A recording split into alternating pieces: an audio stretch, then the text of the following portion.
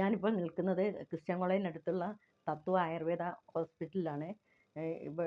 ഇവിടെ സതീഷ് ഡോക്ടറുടെയും RMO അനുലക്ഷ്മിയുടെയും കീഴിലാണ് ചികിത്സ നടത്തി വരുന്നത്.